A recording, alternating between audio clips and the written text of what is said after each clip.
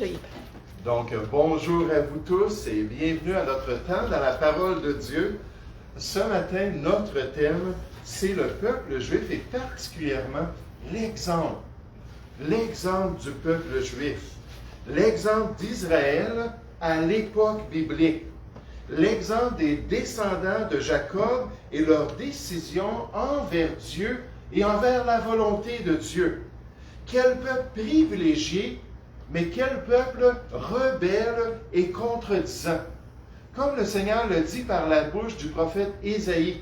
J'ai tendu mes mains, Jésus le dit, on l'a vu tout à l'heure dans Matthieu 23. Il voulait continuellement agir dans le peuple d'Israël. Il voulait continuellement prendre soin d'eux comme une poule prend soin de ses poussins. Hein, il dit, je voulais être là pour vous, vous ne le vouliez pas. Et Dieu dit, j'ai tendu mes mains tout le jour vers un peuple rebelle et contredisant. Et la parole inspirée et utile de Dieu veut nous enseigner en tant que chrétiens concernant ce qu'il faut éviter dans la conduite du peuple juif. Elle veut renouveler notre intelligence pour qu'on puisse saisir sa volonté et son plan à la lumière d'un mauvais exemple que nous voyons avec Israël, avec le peuple de l'Ancienne Alliance. Alors ce matin, je vous invite à chercher avec moi un passage du Nouveau Testament qui fait exactement cela, qui exhorte l'Église chrétienne à éviter les erreurs et les péchés du peuple de l'Ancienne Alliance. Je vous invite ce matin à tourner avec moi dans la première épître aux Corinthiens, au chapitre 10. La première épître aux Corinthiens, au chapitre 10.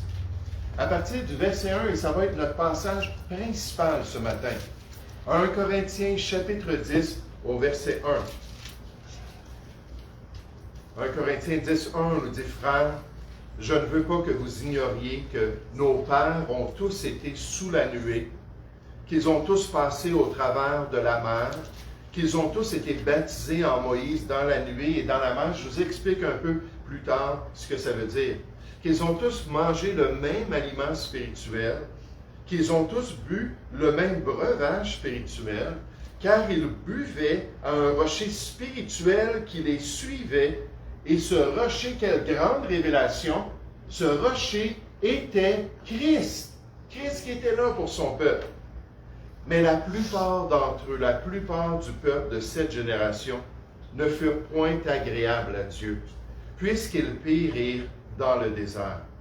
Or, ces choses sont arrivées à Israël pour nous servir d'exemple, afin que nous, les chrétiens, nous n'ayons pas de mauvais désirs comme ils en ont eu. Ne devenez point idolâtres comme quelques-uns d'entre eux, selon qu'il est écrit, le peuple s'assit pour manger et pour boire, puis ils se levèrent pour se divertir. On voit ça dans Exode chapitre 32. Ne nous livrons point à la débauche, comme quelques-uns d'entre eux s'y livrèrent, de sorte qu'il en tomba 23 000 en un seul jour. Ne tentons point le Seigneur, comme le tentèrent quelques-uns d'entre eux qui périrent par les serpents. Ne murmurez point, comme murmurèrent quelques-uns d'entre eux qui périrent par l'exterminateur. Ces choses leur sont arrivées pour servir d'exemple. Elles ont été écrites pour notre instruction en tant que chrétiens, à nous qui sommes parvenus à la fin des siècles. Ainsi donc, à la lumière du peuple dans l'Ancien Testament et de ses problèmes, c'est-à-dire ainsi donc que celui qui croit être debout prenne garde de tomber. Aucune tentation ne vous est survenue qui n'ait été humaine, et Dieu qui est fidèle ne permettra pas que vous soyez tentés au-delà de vos forces. Mais avec la tentation, il préparera aussi le moyen d'en sortir, afin que vous puissiez la supporter. C'est pourquoi, mes bien-aimés, fuyez l'idolâtrie. Wow, on voit plusieurs concepts qui sont liés ensemble ici. Mais remarquez avec moi dans ce passage envoyé à l'église de Corinthe, le fait que Israël fut favorisé de Dieu. Israël fut favorisé de Dieu. Il reçut des privilèges qu'aucune nation n'avait reçus dans l'histoire de l'homme. Aucune. Il eut le privilège de connaître le seul vrai Dieu et de connaître son plan et sa volonté. Il eut le privilège d'expérimenter la présence, la puissance et la provision de son Dieu durant son expérience de 40 ans dans le désert.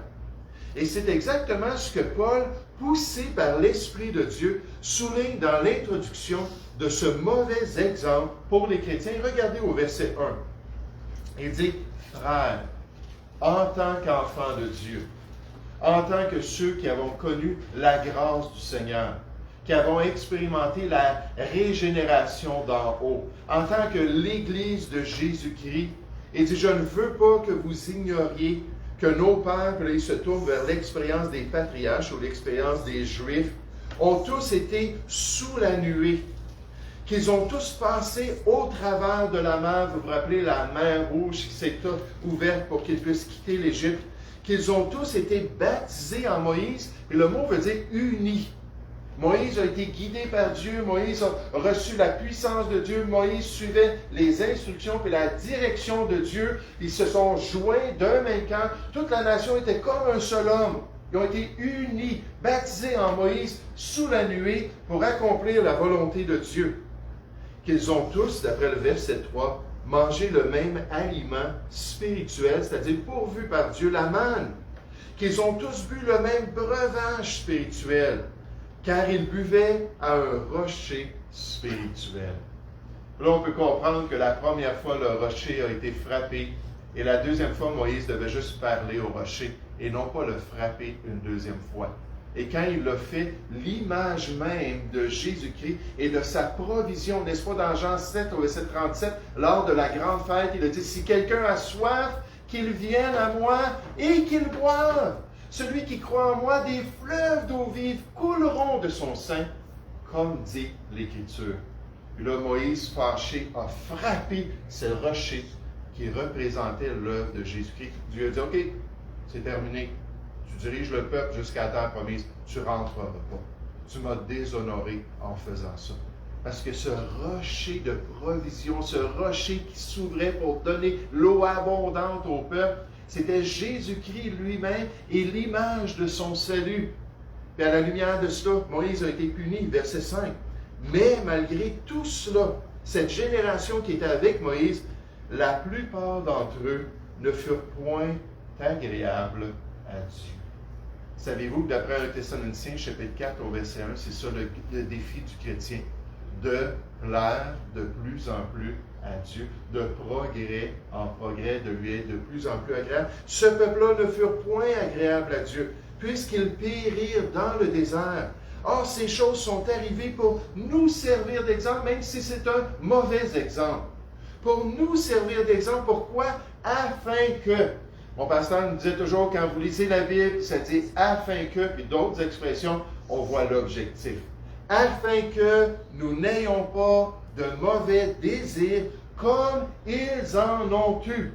J'aimerais vous dire, on va voir ça un peu plus loin, le chrétien a tout le potentiel de faire des choses qui déplaisent au Sauveur, de faire des choses qui déshonorent l'Évangile, parce qu'on est de la même nature que ces gens-là, et de cet exemple-là qu'on voit ici.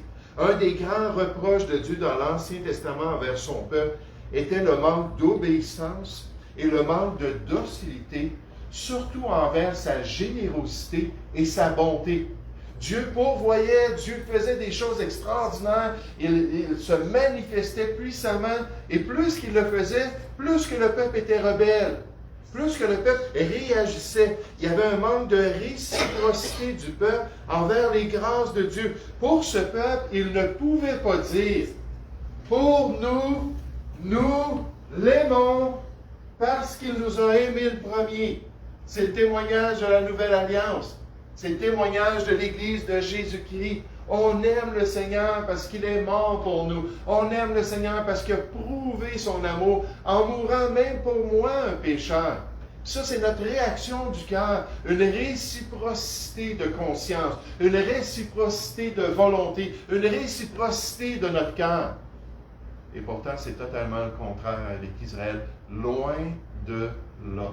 Ils n'ont pas voulu faire ça. Jude l'exprime ainsi. Il dit, je veux vous rappeler à vous qui savez fort bien toutes ces choses, j'espère qu'on connaît un peu l'Ancienne Alliance, qu'on connaît un peu l'expérience des Juifs, que le Seigneur, après avoir sauvé le peuple et l'avoir tiré du pays d'Égypte, fit ensuite périr les incrédules. Vous savez, la Bible nous dit dans Apocalypse chapitre 21, au verset 8, que ceux qui vont s'en aller dans cet étang de feu-là éternel, la seconde mort, que ceux qui vont s'en aller dans cette perdition éternelle, que ça inclut les incrédules. Le mot incrédule, c'est-à-dire refuser de croire en Dieu. Refuser de mettre notre confiance dans son évangile. Refuser d'accepter que Jésus est le chemin, la vérité et la vie. Que nul ne peut aller à Dieu que par lui. La Bible nous dit dans 1 Jean 5 au verset 12, celui qui a le Fils a la vie. Mais ceux qui refusent ça, il n'y en a pas d'autre moyen de salut. Et malheureusement, les incrédules s'en vont dans cet endroit de perdition éternelle. Et ça a été la grande majorité des gens en Israël. Après avoir été délivrés de l'Égypte par le Seigneur, après avoir traversé la mer Rouge par la grâce de Dieu, après avoir été soutenus pendant 40 ans dans le désert, au point que le texte biblique affirme concernant les Juifs, il nous dit, son vêtement ne s'est point usé sur lui. Combien aimeriez avoir des vêtements qui durent 40 ans? Moi, je ne sais pas pour vous, mon épouse a dit, non, tes espadrilles, tu les as déjà percés. Non, pas ces vêtements-là, tu les mets trop souvent. Hein? Moi, je porte une paire de pantalons une semaine. Là, elle dit, tu les mets trop souvent, les gars, ils sont tous usés, on commence à voir à travers, ça déchire, puis ainsi de suite. 40 ans dans le désert, à transporter leurs biens, à amener leurs troupeaux, à prendre soin d'aller ramasser la manne, puis d'aller prendre de l'eau, toutes sortes de choses physiques. Il a dit, tout ce temps-là, votre vêtement ne s'est pas usé. Il y avait une grâce spirituelle sur les vêtements des gens. Là, je ne vous demande pas de commencer à prier pour ça. Là. Il dit, son pied ne s'est point enflé. Imaginez les sandales, là, c'était pas les meilleurs souliers. Le désert, des fois, c'était raboteux avec des roches, tout ça. Il dit, pendant ces 40 ans-là, j'ai été bon envers vous. Mais malgré cela, le peuple juif est demeuré incrédule. Il a résisté. Il s'est tourné vers le mensonge et vers l'erreur, plutôt que de suivre la volonté de Dieu. Et c'est pourquoi Dieu a dit clairement concernant ce peuple, il a dit, ils ont toujours un cœur qui s'égare. Jérémie, on l'a mentionné un peu plus tôt dans la réunion, 43 ans de ministère. Qu'est-ce qu'il a dit dans Jérémie 17 au verset 9? Il a dit, le cœur est tortueux par-dessus tout. C'est quoi? C'est être pervers. C'est au lieu de suivre la ligne droite de la volonté de Dieu, c'est on dévie, on dévie, on dévie. Là, Dieu dit, ils ont toujours, malgré tout, malgré ce que j'essaie de leur enseigner, malgré mes grâces dans leur vie, ils ont toujours un cœur qui s'égare. Ils n'ont pas connu mes voies. Je jurai donc dans ma colère en parlant de la terre promise, ils n'entreront pas dans mon repos. Et juste en passant, dans cette épître du Nouveau Testament, ensuite on dit aux chrétiens, on dit prenez garde, frères. Prenez garde, frères, que quelqu'un de vous, on voit tout le potentiel, n'ait un cœur mauvais et incrédule, des gens qui connaissent la grâce de Dieu, des gens qui ont expérimenté la nouvelle naissance du Seigneur, des gens qui ont marché peut-être pendant des années avec Dieu. On nous dit de prendre garde, d'être une sentinelle sur notre vie, de surveiller nos attitudes, de surveiller notre disposition, de nous assurer d'avoir de la piété toujours envers Dieu. Prenez garde, frères, que quelqu'un de vous n'ait un cœur mauvais et incrédule, au point de se détourner du Dieu vivant, de se détourner de la volonté de Dieu. Regardez dans notre texte, après l'exemple d'Israël, on nous donne une mise en garde au verset 12, parce qu'il y a le même potentiel. Au verset 12 d'un Corinthiens 10, on nous dit, prenez garde, frères, que quelqu'un... Oh, pardon, je suis rendu... Oui, je me mélange, désolé. On voit ça un petit peu plus loin. J'ai juste mélangé mes notes. Mais donc, on voit premièrement cet exemple négatif pour nous apprendre des leçons. Maintenant, qu'est-ce qu'on veut considérer ce matin, pratiquement parlant? C'est les péchés d'Israël que Dieu nous dit qu'on doit éviter. les péchés d'Israël qu'on doit éviter. Et on veut vraiment être pratique. La Bible nous dit dans Jacques 1,22 de mettre en pratique la parole de Dieu, de ne pas se borner, se limiter dans notre marche chrétienne à juste l'entendre.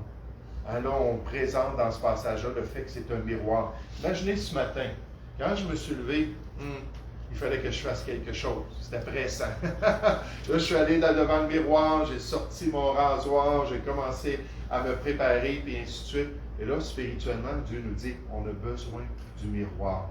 Et quand on voit dans le miroir, c'est pour changer, pour apprendre de Dieu, entendre sa volonté et changer. Donc là, on nous présente des péchés, on nous présente des transgressions que l'Esprit de Dieu souligne. Puis il y en avait toutes sortes de transgressions, mais là, il s'arrête juste pour nous donner des exemples, pour nous aider à résister à notre propre nature, à notre vieil homme, pour s'assurer d'accomplir la volonté de Dieu et de marcher dans la volonté de Dieu. Et j'aimerais vous dire, souvent dans les Écritures, on présente des exemples négatifs ou des listes de péchés pour nous inciter à faire le bien et à éviter de faire le mal.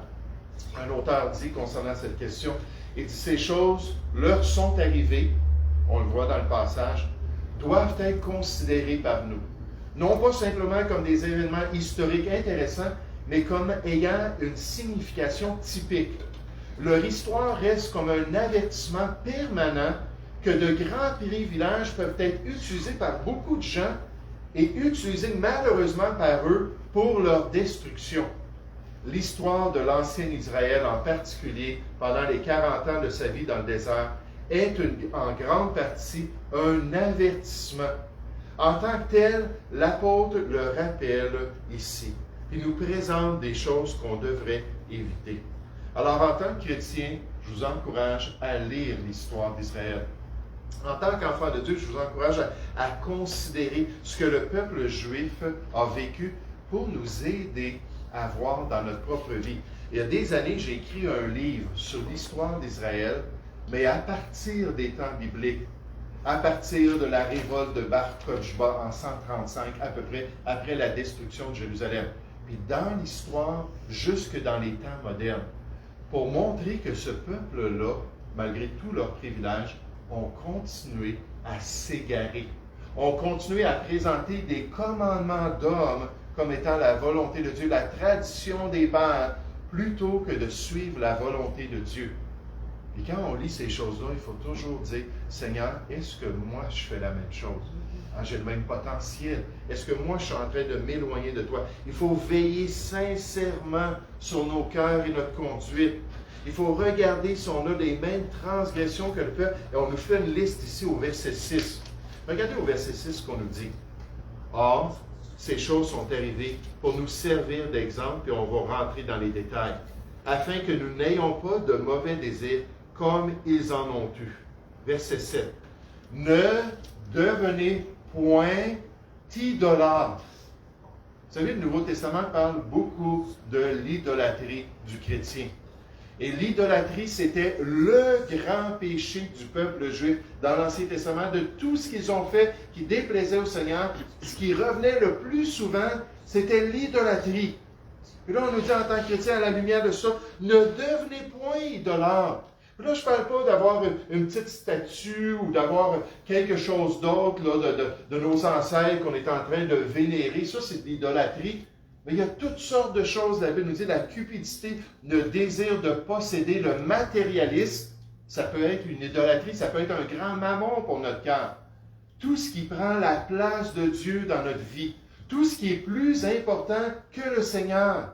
La Bible nous dit, ne devenez point idolâtres, comme quelques-uns d'entre eux, selon qu'il est écrit, le peuple s'assit pour manger, pour boire, puis ils se levèrent pour se divertir dans l'idolâtrie. Ne nous livrons point à la débauche. Et ça, c'est tellement répandu. Et j'aimerais vous dire, c'est tellement répandu dans les milieux chrétiens. Il y a un frère qui m'avait dit, du moins, je suis allé visiter pas mal toutes les églises de la région. Et un des grands scandales dans au moins une de ces églises-là, c'est toute la question de la débauche. La débauche qui était acceptée, la débauche qui était tolérée, la débauche qui était justifiée. On nous dit, ne vous livrez pas à la débauche, comme quelques-uns d'entre eux s'y livrèrent, de sorte qu'il en tomba 23 000 en un seul jour. Dieu a puni son peuple. Ne tentons point le Seigneur, comme le tentèrent quelques-uns, qui périrent par les serpents. Souvent, tenter Dieu, c'est de présumer de la volonté de Dieu. Hier, je suis allé dans une manifestation, puis à un moment donné, là, c'était très nuageux, puis j'avais peur qu'il pleuve, tout ça. Puis là, je pensais à mon message. Je marchais avec une grosse bannière, mais je réfléchissais à mon message. Ne tentons point le Seigneur. Dieu nous commande à plusieurs reprises. Quand, n'est-ce pas, le diable est venu demander à Jésus de sauter du temple en bas pour montrer au peuple d'Israël que les anges allaient le protéger, tout ça. Il a dit, oui, mais il est écrit, tu ne tenteras point le Seigneur ton Dieu. Tenter Dieu, souvent, c'est de présumer. J'aurais pu commencer à dire, regardez, pasteur, hein, moi je connais Dieu, il va avoir un beau soleil tout le restant de la journée. Là, m'en aller, là, puis prophétiser ça au nom du Seigneur. Il va faire beau toute la journée. Est-ce que moi je le sais s'il va faire beau toute la journée? Non, pas du tout. Ça, c'est présumer de la volonté de Dieu. Et des fois, on fait ces présomptions-là en mettant Dieu dans une position qu'il ne veut pas. Hein, on va jouer avec le feu dans notre vie. On va pratiquer des choses dangereuses qui pourraient briser notre vie, qui pourraient briser notre témoignage chrétien. Et là, on dit, le Seigneur va me défendre. Dieu dit, non, non, non, n'agis pas ainsi, ne me tente pas ainsi. Comme le peuple a tenté Dieu à 10 reprises pendant ces 40 ans-là, d'après l'Épître aux Hébreux. Ne murmurez point.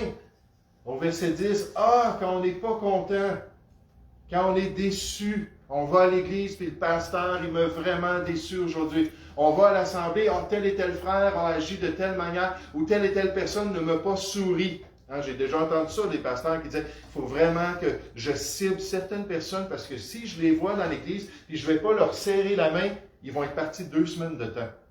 Parce qu'ils vont dire, écoute, là, tu ne veux pas que je sois à l'église, ça? Non, j'ai 100 personnes dans mon assemblée, ou 150 personnes, je ne t'ai tout simplement pas vu. Mais le murmure, hein, là, on va se texter aujourd'hui. À l'époque, c'était plus s'appeler ou parler dans un coin de l'assemblée, là.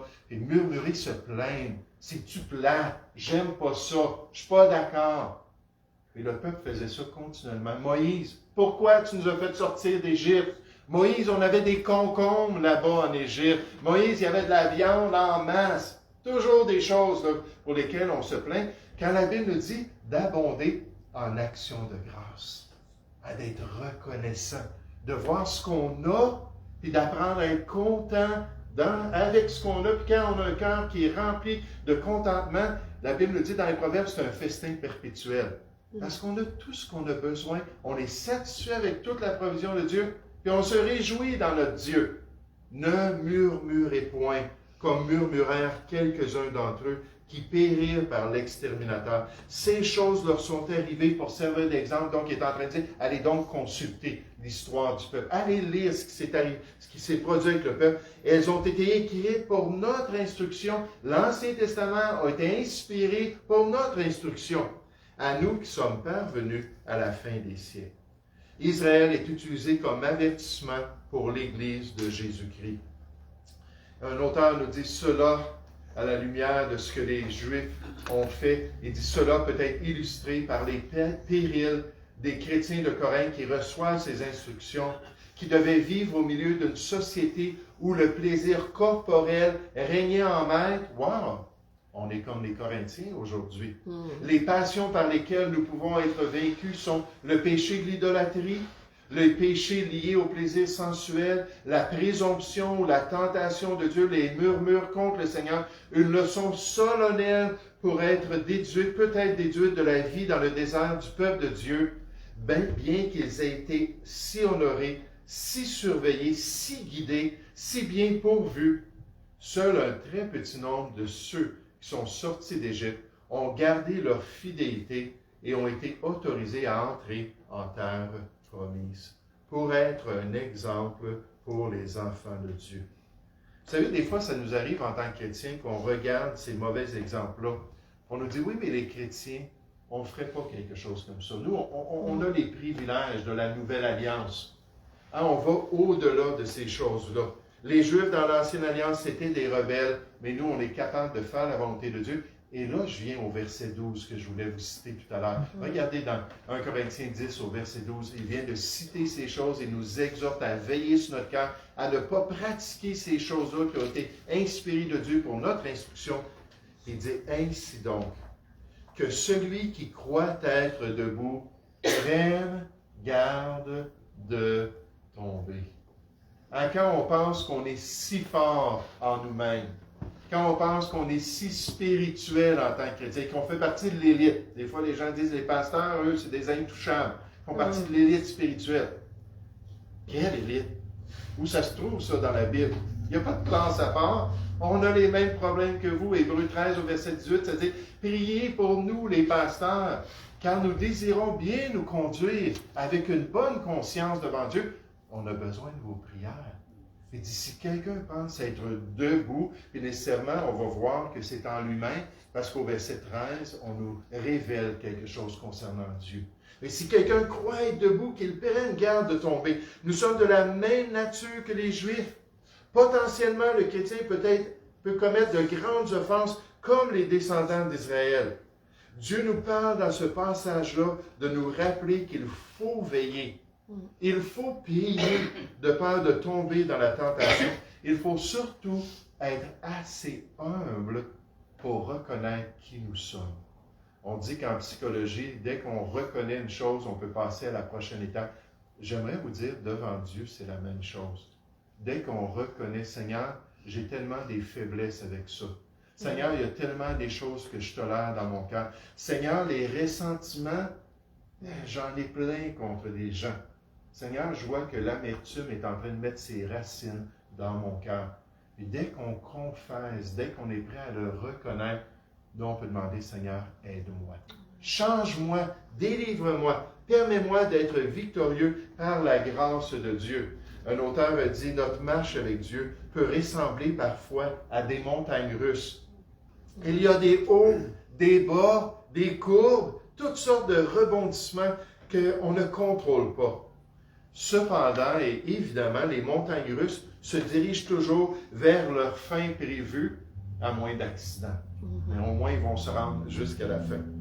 Nous aimons avoir un sentiment de contrôle sur nos choix et sur la pureté de notre cœur.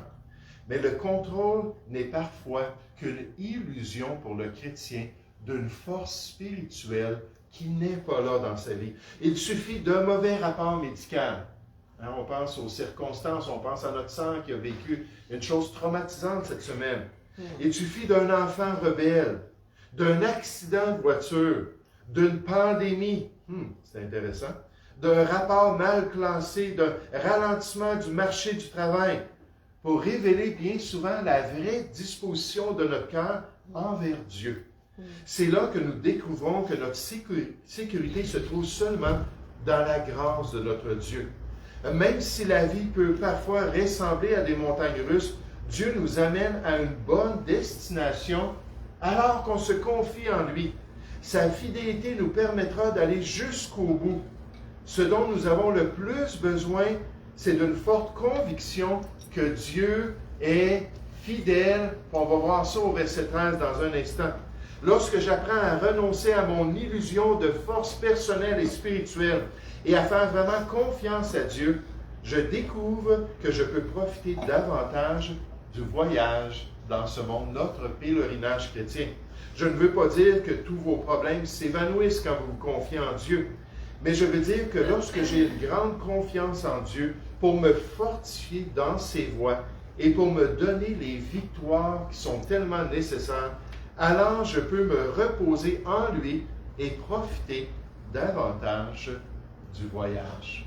Profiter de ma vie chrétienne parce que je demeure dans le Seigneur et je me confie en lui pour accomplir la volonté de Dieu, avec une grande confiance dans la grâce toute suffisante de Dieu et une grande dépendance de lui et de sa parole. Alors, le chrétien peut surmonter son péché.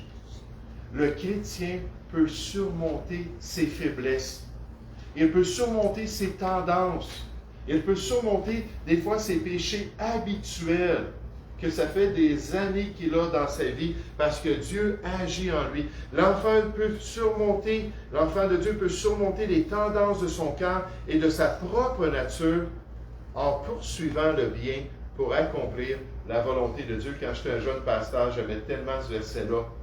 C'est Paul qui parle au jeune Timothée. Il dit « Fuis les passions de la jeunesse. » Fuis les passions de la jeunesse. Et je pense que des personnes âgées dans notre société qui sont encore comme des jeunes, on les voit agir, on les voit se comporter, on les voit faire des choses, puis on se dit « Mon ami, tu n'as plus 20 ans, là.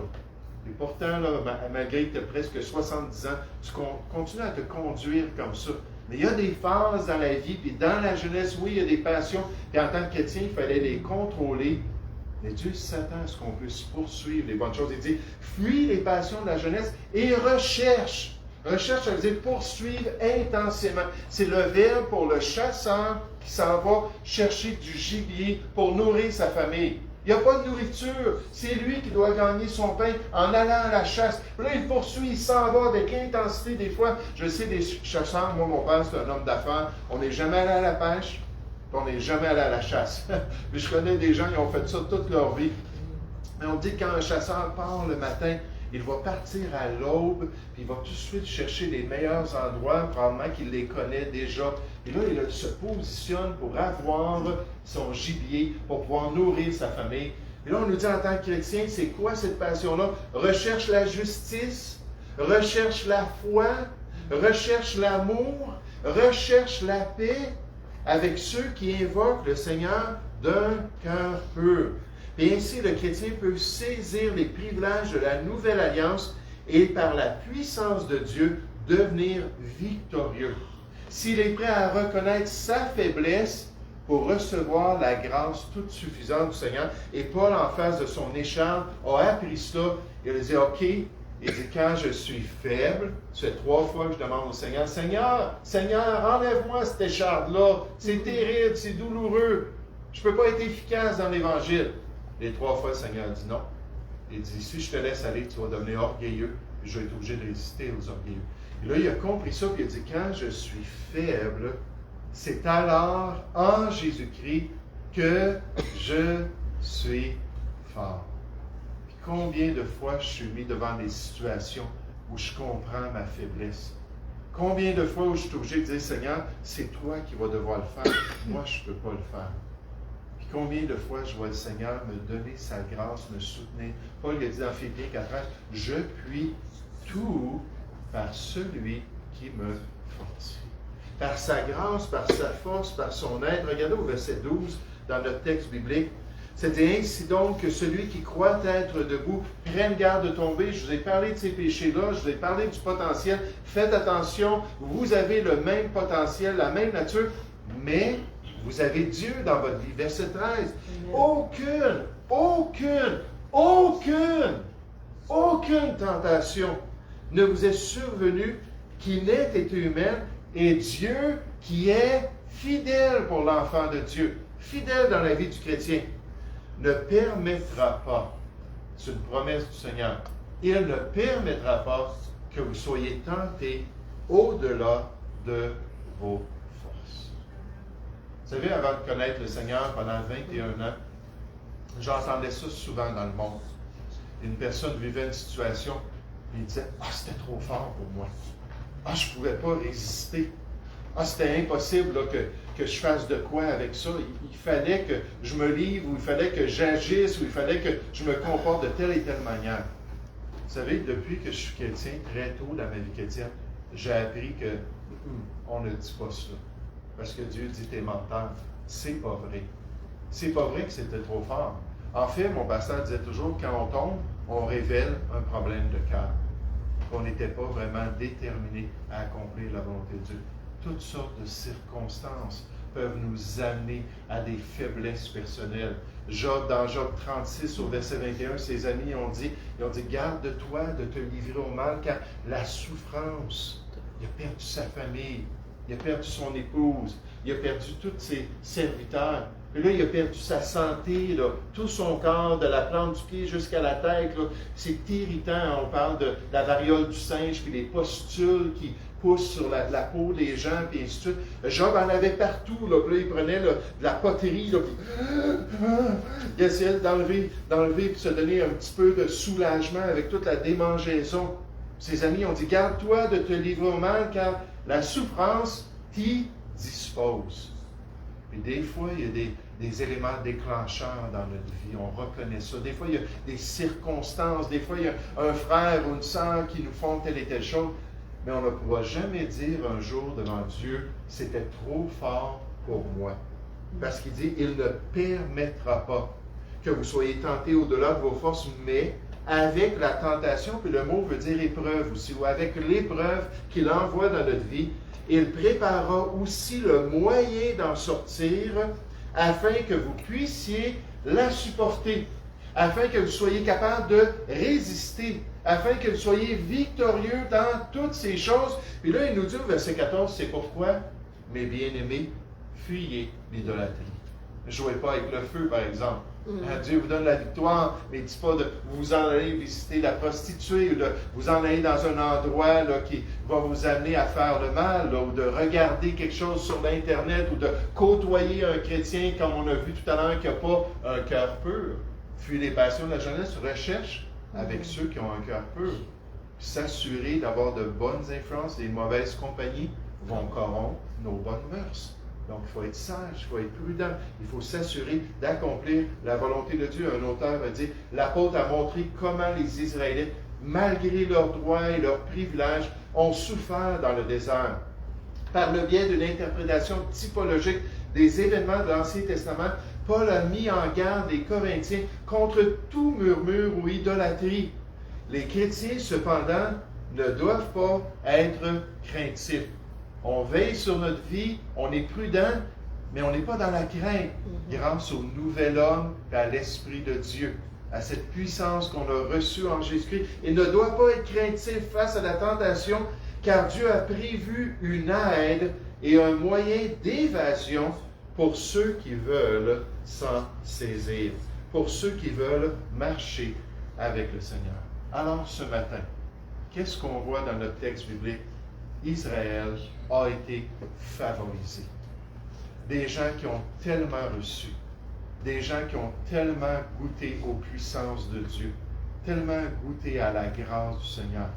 Mais malheureusement, la Bible nous dit qu'il faut éviter leurs erreurs, éviter leurs transgressions.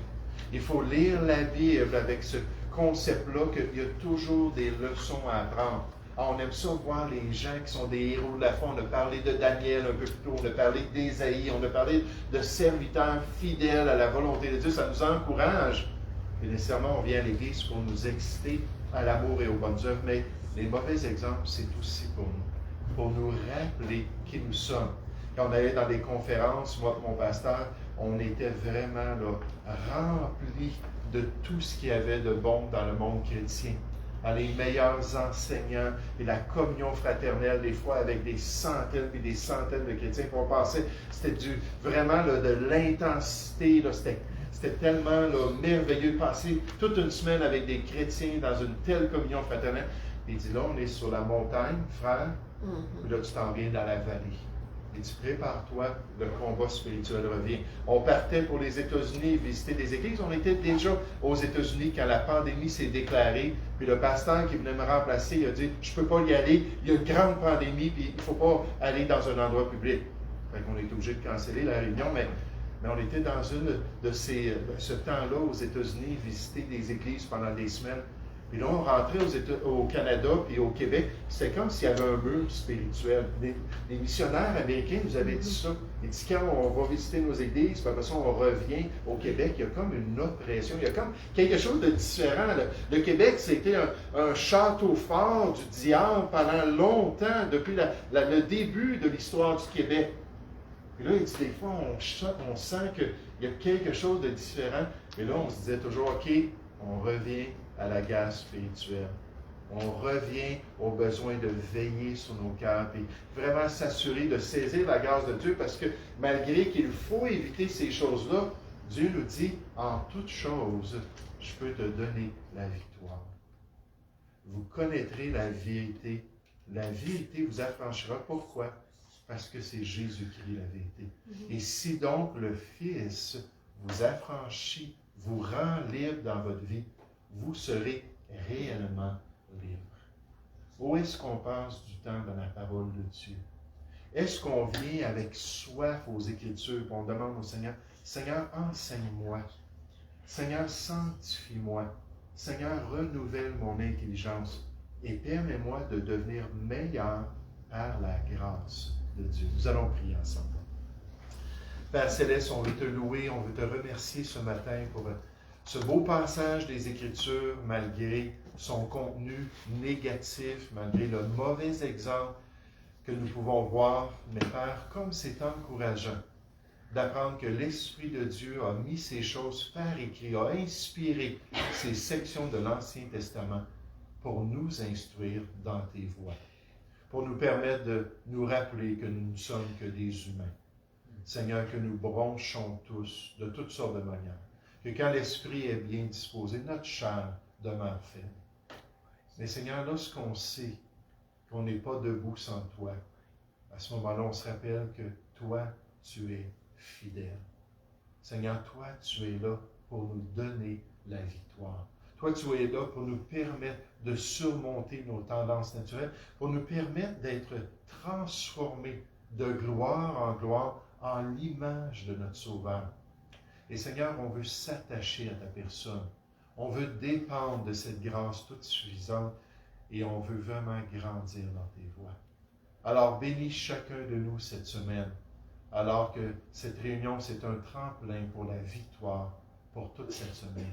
Aide-nous à revenir ensemble, Seigneur, encouragés, pour pouvoir à nouveau s'édifier et s'exhorter dans tes voies. Et protège chacun de nous. Seigneur, nous te prions. Au nom du Seigneur Jésus. Amen. J'aimerais vous demander de vous lever, s'il vous plaît. Merci pour votre attention ce matin, le numéro 106, alors qu'on loue notre Seigneur pour cette dernière fois pendant notre réunion, qu'on lui partage encore notre reconnaissance de pouvoir le connaître. Le numéro 106, ma joie de t'appartenir.